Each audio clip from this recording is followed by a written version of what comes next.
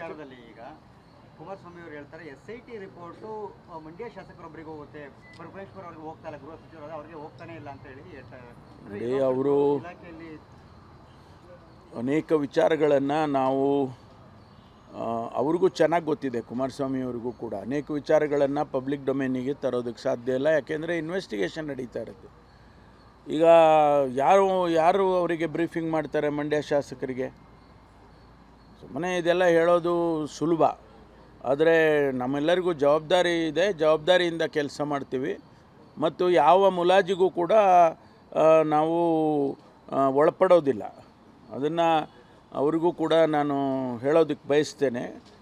SIT ಸಮರ್ಥವಾಗಿ ಕೆಲಸ ಮಾಡ್ತಾಯಿದೆ. ಅವರು ಯಾವುದನ್ನು ನನಗಾಗಲಿ ಮುಖ್ಯಮಂತ್ರಿಗಳಾಗಲಿ ಬ್ರೀಫಿಂಗ್ ಮಾಡಬೇಕು ಮಾಡ್ತಾರೆ. ಅದರ ಬಗ್ಗೆ ಯಾವ ಅನುಮಾನ ಬೇಕಾಗಿಲ್ಲ.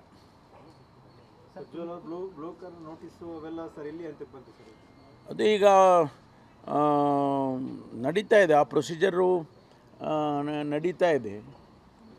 ಅದು ಅವರನ್ನು ನಾವು ಸೆಕ್ಯೂರ್ ಮಾಡಿ ಇಲ್ಲಿಗೆ ಕರ್ಕೊಂಡು ಬಂದು ಅವರಿಗೇನು ಕಾನೂನು ಪ್ರಕಾರ ಕ್ರಮ ತಗೋಬೇಕೋ ಅಲ್ಲಿವರೆಗೂ ನಡೀತಾ ಇರುತ್ತೆ.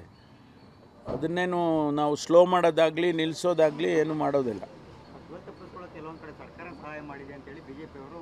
ಹೇಳ್ತಾರೆ ರೀ, ಅವರೆಲ್ಲ ಹೇಳಲೇಬೇಕು. ಅವರು BJP ಅವರು ಹೇಳ್ತಾರೆ, ಜನತಾ ದಳದವರು ಹೇಳ್ತಾರೆ.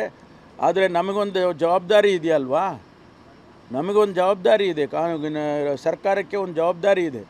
ಇಂಥ ಪ್ರಕರಣವನ್ನು ಯಾರು ಲೈಟಾಗಿ ತೊಗೊಳ್ತಾರೆ ಅಂತಲ್ಲ, ಅವರೆಲ್ಲ ಹೇಳ್ತಾರೆ. ಅವರು ಅದೇ ಹೇಳಬೇಕು. ಅವರಿಗೆ ಅದೇ ಹೇಳಬೇಕಲ್ಲ. ಅವರು ಸರ್ಕಾರ ಒಳ್ಳೆ ಕೆಲಸ ಮಾಡ್ತಾಯಿದೆ ಅಂತ ಅವ್ರು ಹೇಳೋದಿಲ್ಲ. ಅದು ನನಗೆ ಗೊತ್ತಿದೆ, ಅರಿವಿದೆ ನನಗೆ. ಆದ್ದರಿಂದ ನಾವು ಮಾಡೋ ಕೆಲಸ ನಾವು ಮಾಡ್ತೇವೆ.